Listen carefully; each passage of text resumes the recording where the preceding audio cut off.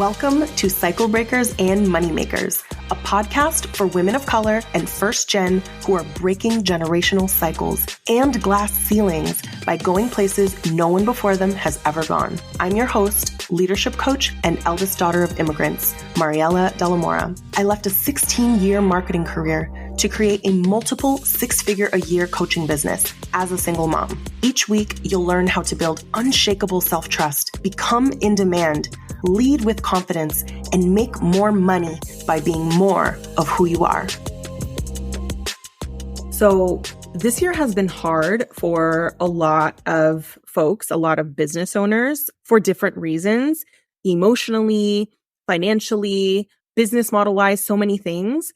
And the reason that I'm talking today about problem solving when you're not getting the results that you want, it's because problem solving and making decisions are just things that we do every single day. Like you can't actually get through the day, think about it, without solving a problem unless you live under a rock and like you stay in your house and you don't do anything.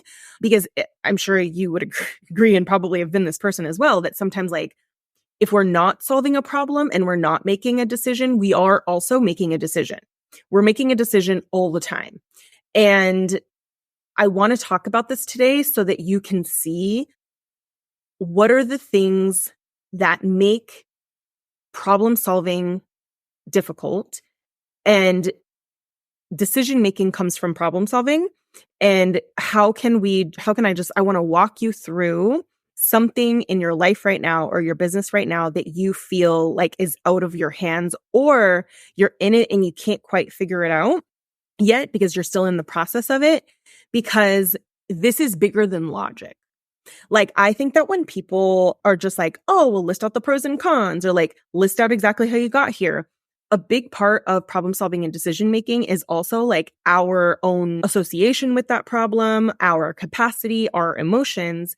And I know this, not just because I know this as a person and as a coach, but I am certified as an emotional intelligence leadership coach. And what emotional intelligence is how our emotions impact our perception of reality and our actions, how our emotions impact our awareness of other people and their emotions, and how it impacts action. So emotional intelligence quite literally is just like the like unspoken, but very unseen, but very much felt ability to know yourself and be able to read others. And that's what this is. And in emotional intelligence, it's read by 15 different sub-skills. So like when my leadership clients, I have them take an assessment. There's only one assessment in the world that actually measures it. And there's 15 elements of it. So there's like empathy, problem solving. There's one of like self-perception, like how you see yourselves. There's how you build relationships with other people. There's your sense of purpose.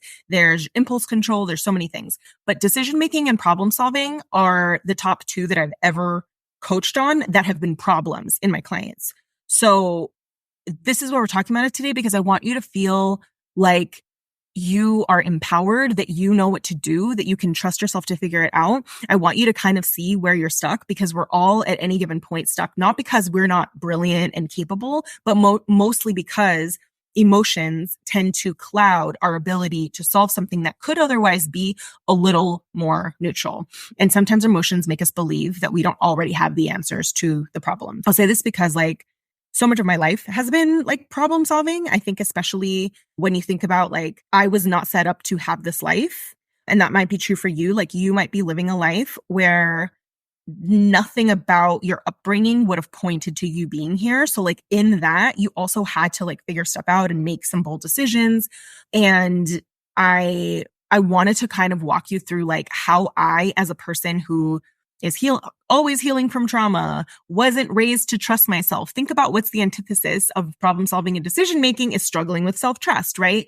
How I actually do this on like a 360 level that is beyond logic. So I think that when you learn problem solving and decision making from someone who didn't trust themselves, you're actually getting a more holistic view of how to do this for yourself wherever you may be right now. I say this whether or not you are even having a hard year in business. Maybe you're not, but I'm bringing it up for that reason, is that to know that like it doesn't matter what you're going through or where you are, there's a way there's a way for you to figure this out. And I know this as a person who's been through a lot of stuff, like a lot of things that I didn't expect, didn't plan. And I think that now, no matter what happens, I'm just like, it's okay. I'm going to figure it out. It's okay. I'm going to figure it out. So that's what I want you to walk away feeling from this episode, is that you can figure out anything. And we'll just walk through how I have gone through this process myself, but also how I coach people who have a lot of activation around their circumstance, a lot of safety that they are missing in the moment. Folks who were not raised to trust themselves, this is how I coach them, because I've had to do this for myself. So here is how you can solve any problem from wherever you are, especially when you're not getting the results that you want. Or maybe it's not about results, it's just problem solving. For purposes of this episode, problem solving when you're not getting the results you want. So the very first thing, which seems almost too basic to be real, but it actually is very important, is to identify like, what is the actual circumstance that you are struggling with? Like, what's the actual thing? And the reason that this isn't so obvious is because sometimes what we're solving for is a thought, not a circumstance. And we can't solve for thoughts. We can only solve for facts. So for example, if you are like, my problem right now is that a person in my life is being very judgmental towards me.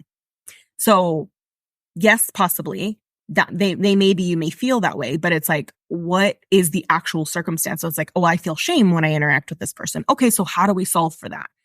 So I think that noticing that, or even sometimes when I'm coaching clients and they'll say, well, I'm like, well, what's the circumstance? And they'll say, well, I just feel like, people don't really want this anymore and they just don't understand. And I'm like, whoa, wait, like, what's the thing that's actually happening? And I'm like, is it no outreach? Okay, they are reaching out. Okay, then what's happening on sales calls? Oh no, is it that they're asking this question? Like, what's the actual thing that's happening? So identify the circumstance, like the actual unequivocal fact-based thing that is activating you, and we'll go from there. So the second thing is now like, what's the emotion that comes up when you think about it, and let that emotion be okay. So feelings are also not thoughts. I think about like clients who resist being vulnerable kind of have a hard time with identifying emotions, because again, they're just like, well, I feel like people are this, or I feel like this isn't working. And it's like, I feel like this isn't working isn't an emotion. So you can say, I feel frustrated, I feel resentful, I feel overwhelmed, I feel insignificant, I feel I feel insecure, I feel angry, I feel confused. Those are feelings. And I think just knowing that, once you name it, it immediately subsides. I don't like sitting in my feelings either, but when you name it and you sit with it, it immediately subsides. It's kind of like when you're like, for me, I think about kid analogies all the time. If your kid is like, mom, mom, mom, mom, mom, and you don't look at them, they just keep doing it louder, and then they might knock a glass over. Or if they fall at the playground and they're not really hurt and you don't look at them and acknowledge the fact that they fell, they will keep crying even if they're not actually physically hurt. So our emotions will annoy the shit out of us and follow us around for years, for your whole goddamn life, if you don't acknowledge it. And we know this because I'm sure many of us know someone who still talks about the past as if it is a present thing, and they get really activated by it and they really like lose their cool over it. And it's because they haven't like acknowledged the emotion and like let it be okay and actually processed it. So this is so important. And this is the part that I mean about when you aren't getting when you aren't getting the results that you want, or you're frustrated, like you have to acknowledge that. Otherwise, what you're going to do is you're going to make decisions to not feel the feeling versus make decisions to actually solve the problem. So that's important. Identify the emotion you have, be okay with it being there. Just know that it will stay there as long as you allow it. So the more you acknowledge it and let it be okay, just in the moment. It doesn't mean you're not going to do anything. It doesn't mean you're not going to do anything. It just means, shit, I feel really unsure. I feel angry. I feel resentment. I feel like I'm mad. Maybe I'm mad at myself. I don't know. Let it be okay. From there, you can then, number 3, identify what is the real problem. Because sometimes we think a problem is externally focused, but the problem is actually internally focused because we're mad at ourselves. Or sometimes we think a problem is something, but it's actually a symptom. So from you identifying the emotion, what's the real problem? And then I follow up with this with, is there actually a problem to solve? Or is there just a feeling to feel? So sometimes the problem is related to something that already happened. Right. And so we'll just like, we're trying to like prevent that from ever happening again and like all this stuff. And it's like, is there a problem to solve or is there a feeling to feel? Do you just feel vulnerable? Do you feel resentful? Like, do you feel mad at yourself? Like, what is that thing? And this is important because, again, we try to solve our way out of emotions, especially when the emotion is directed at ourselves. This came up this week on a call. I made a post about it because it just really illustrated how sometimes like the problem, we think it's externally focused. So something came up where we were talking about getting criticized. Like the fear was just like, no, the problem is that if I do this, then I'm going to get criticized. And it's like, no, it wound up being that like the problem was if I do this and I don't get the result that I want, then I'm going to criticize myself. So like a lot of this is really just like you have to identify the emotion, identify what is the real problem. Is there a problem to solve or a feeling to feel?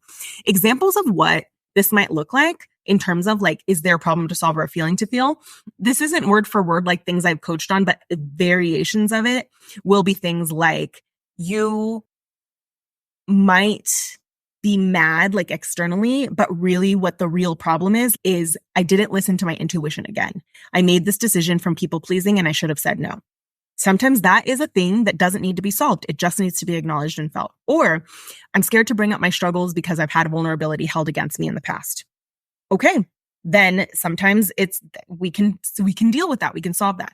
Or a person might be solving for sales, right? But they're coming from the perspective of, I'm mad that I invested in other people's blueprints when I really wanted was someone to listen to my ideas. So sometimes when you can acknowledge the emotion will tell you the problem. The emotion will tell you the real problem. And that's why it's so important. So identifying the emotion and validating it allows you to identify the real problem. And from there, we actually can figure out, okay, now that we've defined the problem, now we can solve it. From there, I want you to make that problem a little more neutral. So let's say it does have to do with the past or resentment or whatever. What if that's okay? Or what if it was like 20% more neutral? But we have to make the problem a little more okay than we're making it because that's what allows us to solve it. Because if we feel angry about it, if we feel resentful about it, if we feel like, oh, but I don't want this to ever happen again, like it really takes us out of just being like, it's okay. It's okay that it's there. It's okay that it happened. It's okay that you're here right now.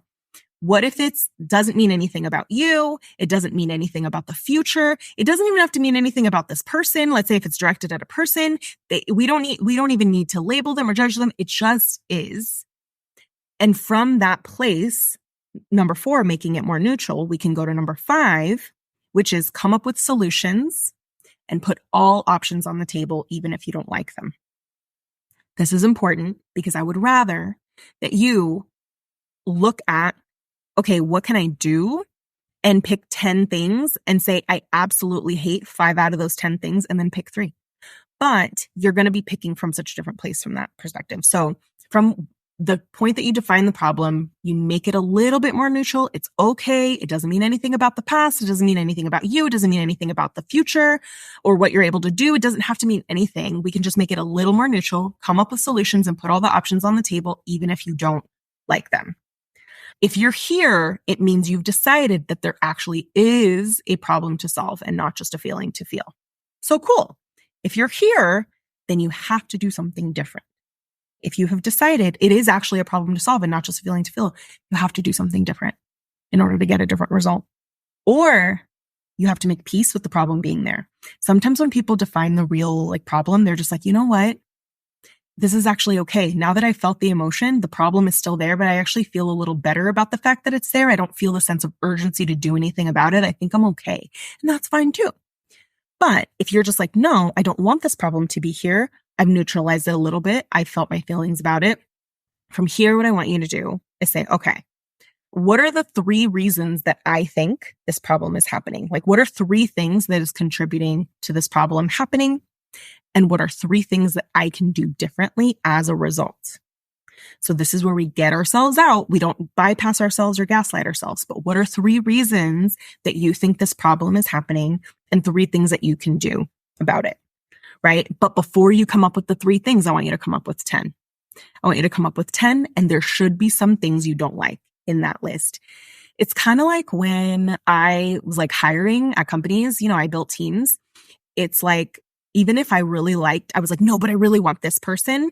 I had to be like, but you don't know if you're going to get them. So just bring more people than you think you need, because in the end, the one that you choose, you're going to be even more sure about that option if you had a chance to explore others and really sit with them, if you had, explore other candidates. So give yourself more options. What this might look like is, and I've had to do this in my business, I've had to do it this year, I've had to do it in the past, is being willing to try on stuff I don't really want to do.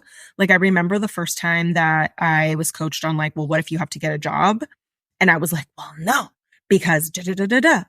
And me just being okay with that. Now I'm okay with getting a job at any given point, right? And I recognize that I have privilege in like the salary that I could make, versus I know some folks now have a life that has superseded like what they could earn in the market, but we still have to give ourselves options. So like I remember at a time, like me getting a job was like, absolutely not. I want to solve this sales problem, but I'm not willing to get a job. Okay. And then it was like, okay, well, what if you did have to borrow money from your parents or move back in? No. Well, I don't want to do that because this. Okay, well, what if you did have to pitch yourself to organizations? Like, oh, I don't want to do that. Well, what if you did have to do this? And it's like, so if you notice, sometimes what happens is we'll be in a state of like, we're so activated that even if there are problems, we shoot them down, which is why the steps before are so important, of like acknowledging the emotions and validating them, and then making the circumstance a little more neutral. So in my case, like when I was getting coached on no sales, if I was just like, no, but I can't be here. It's like, what if it's okay that I'm here? I can solve it so much better. What if it's okay that I'm here and I'm willing to get a job and I'm willing to, whatever this is. So it is so important for us to do that.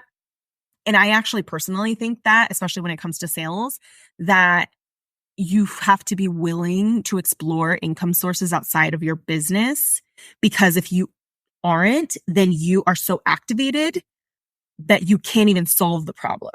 So sometimes that's what it is like, okay, if part of the problem, if let's say the problem is no sales, but really when you go through this process, you realize like, I am so in shame right now. I am so wildly activated that like, I can't even solve for the problem of sales. And we need to solve for that. Because you can't even solve the problem of sales when the real problem is you're sitting in this place of like crawling out of your skin, wanting to escape yourself, or you're so mad, or you're so stuck in shame, or you're so activated that you can't solve it. Then that's the real problem, right? It's like a peeling back of the layers. So this really helps to get it much closer to home of like, what is actually the next thing that I need to be solving, right? So, and recognizing where maybe you've like rejected some options in the past, right? So from there, when you are giving yourself 10 options, you're not going to like some of those options. Part of where those 10 options are also going to come from in terms of how you can solve this is going to come from the past. Because oftentimes when we're sitting in a problem, especially if we're very triggered by that problem, if it makes us feel ashamed or activated or unsafe, what will generally happen is you will already have a list of things you've thought of, but you either shot them down and they were your own ideas, or you got guidance from someone and you were like, no, I can't do that. So I want you to actually sit like, where have I had to solve this before?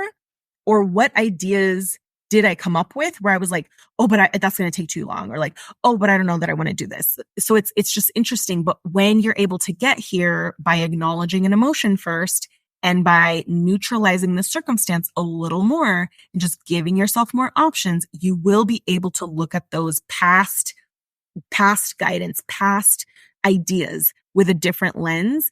It is very hard for us to receive guidance when we are at capacity, like nervous system wise. Like I just coached a client on that this week where I said, is it that you are walking around as a big, like an oversized coffee mug? Right? And you're an oversized coffee mug because you have this client has like a job and has kids and whatever. And that cup is so full. It is so full that this problem is a thimble of water. The problem being a thimble of water means that it's not the circumstance can actually be not a huge deal on its own.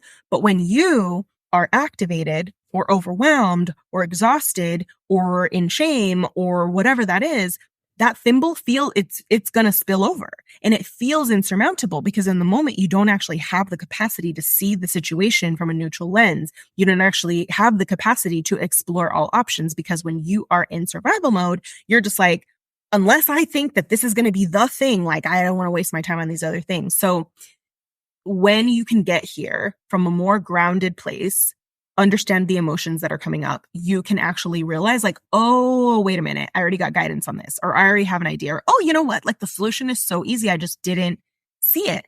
Or you can actually ask for guidance or coaching and be able to receive it.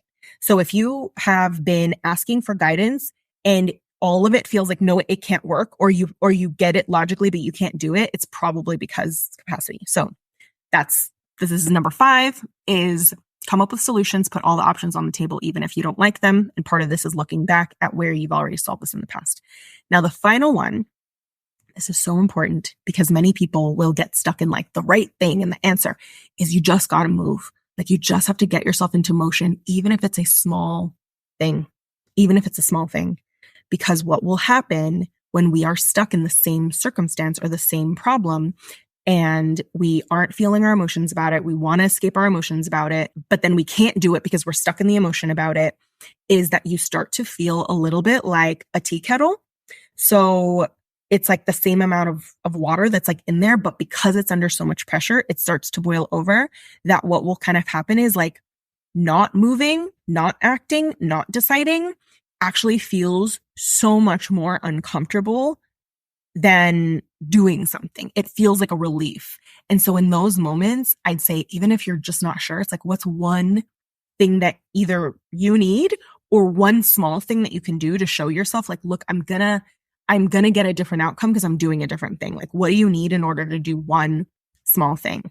And I'll also use another analogy of like how sometimes finding your way out of the fog doesn't happen when you stand still. You have to walk around.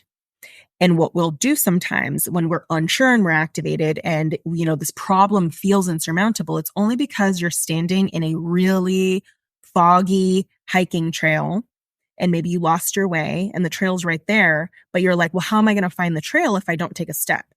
Right? You lost your way. Well, you have to start walking a little bit in order to find it, in order to see differently, because movement creates a different perspective. So you are seeing things from your current perspective. But if for the next week, you were like, I'm just going to do this one thing and I'm going to get support on just doing this one thing, you are quite literally going to be in a different place with a different perspective and a different identity next week. And that is how we get unstuck. That is how we solve problems without bypassing ourselves. And honestly, like I would say too, I mean, this is going to like get real deep because it isn't always this. Sometimes it's a small problem. But what I found too is that sometimes you're really going through a hard time. And I think the bigger and the harder that thing is, it kind of, because I've coached clients who like they've lost a parent, or they're literally going through a divorce, or they're going through something huge.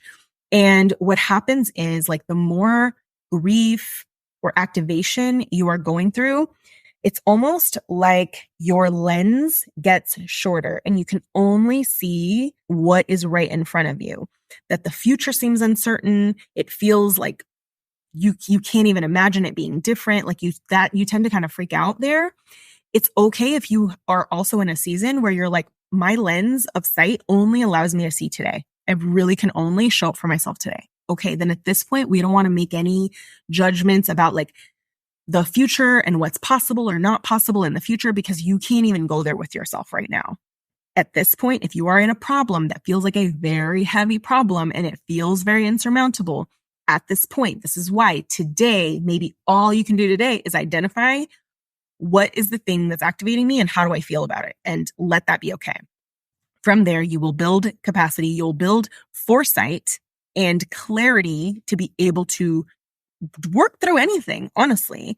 I mean, I think of like how many situations I've ever been in, or, you know, that clients have been in where they were just like, they didn't even know how they did it. But like a lot of the times, like sometimes we solve problems through survival mode, and like that's fine. But this is more so like, I would say, if you feel like you're in a season that feels very murky and you can't quite see what's on the other side of it, or if you have felt like you have been stuck in indecision for a while and that feeling of indecision is actually creating a tea kettle effect in your body and you want to do something different, right? Or if you've gotten a lot of coaching on the same problem and you're like, shit, I'm here again, and you can't quite get into action, this is also for you in that case. And this also just happens. But this is how I approach problem solving and decision making. As an emotional intelligence coach, as a leadership coach, as an eldest daughter who had to rebuild her safety in order to actually hear myself and trust myself. This is how I help clients beyond like a logical level. And this is a leadership skill. Like really, these are all just like leadership skills, because leadership, so much of it is just like who you are and how you show up in the world, how you show up for yourself, how you show up for your goals, how you show up for others without putting yourself on the back burner, compromising yourself, but really just like the person that you're being. So I hope that this helps. Whatever it is, everything is solvable was like the Marie Forleo book, like everything is figure outable. I remember reading that book back in like 2018, 2019. And I just remember at the time feeling like, oh my gosh, I'm a single parent. I'm living with my parents. I'm rebuilding my savings. I felt like I was between a rock and a hard place at the time. And it's just like, man, I just think sometimes we got to let ourselves be in the disempowered place for a while. And then this is the process to pick yourself back up. So I hope this helped. If this resonated with you, please let me know how you use this. Screenshot the episode, share it, tag me at Mariela.Delamora. And if you are looking for support from things in your life, in your business, whether it's making decisions, going through a very murky season of your life, this is why I now have different ways of working with me, because some clients just need like this 90-minute call a month. And then we message and voice note back and forth. And that really just helps them through that season. And then others are like, our calls are everything. Like our calls are a godsend. And the only time I actually sit and think about like where I am and what I need. So visit my website, MarielaDelamora.com. Have a look at the coaching options. You also can put yourself on the wait list for Reclamation Mastermind. Reclamation Mastermind is a leadership and business mastermind where you will develop unshakable self-trust. You will become an in-demand thought leader, book out your offers with thought leadership, create inbound interest for your services, attract PR. So many of my clients, almost all of them, get approached to speak multiple times. They build a brand, they become brands, all of that. So we are opening the doors Wednesday, December 4th. But if you're looking for support in the meantime, just reach out, because we can figure out something that's going to work. Even if you're thinking of joining Reclamation in December, we can bridge the gap between now and then if you need help now. So don't hesitate to reach out. And with that, I will see y'all next week.